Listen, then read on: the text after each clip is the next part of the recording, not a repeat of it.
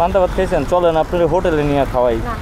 চলেন, আসেন, আমি আপনার মাংস দিয়ে ভাত খাওয়াবো। চলেন। খালায় 20 টাকা দিচ্ছে, দেখছেন আমারে? হ্যাঁ, মানে ওনার দেওয়ার মতো মন আছে। খালা শোনেন, আমার কাছে টাকা আছে, আমি এমনি ফাইজলামি করছি আপনার কাছে। আপনার আমি দিয়ে দিই। আপনি কি খালা ভালো আছেন? হ্যাঁ, কিছু খাওয়াইবেন আমারে?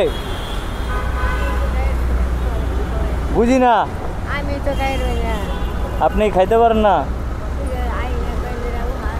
হ্যাঁ, কি কন উপোস? আরে তা খান, আপনি কি খাবেন? খান, আপনি খান, কি খাবেন? খান, আমি খাওয়াই। তাহলে আপনি আমারে খাওয়াইবেন। কি আছে? খাওয়ার কিছু নাই, খাওয়ার কিছু নেই। হ্যাঁ,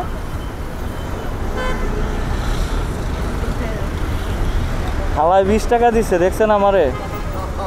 হ্যাঁ, মানে ওনার দেওয়ার মতো মন আছে, দেওয়ার মতো মন আছে, কিন্তু বাট সামর্থ্য আল্লাহ দেয় নাই। এই তো, যাক, সামর্থ্য না দিক। খালার কে কে আছে বাড়িতে? আর কে আছে? ছেলে না? ছেলে নাই, শুধু মেয়ে? মাথার ব্রেন নষ্ট। আহারে, দুপুরে খান নাই? পান্তা ভাত খাইছেন? চলেন আপনার হোটেলে নিয়ে খাওয়াই। চলেন, আসেন, আমি আপনার মাংস দিয়ে ভাত খাওয়াবো। চলেন। হ্যাঁ,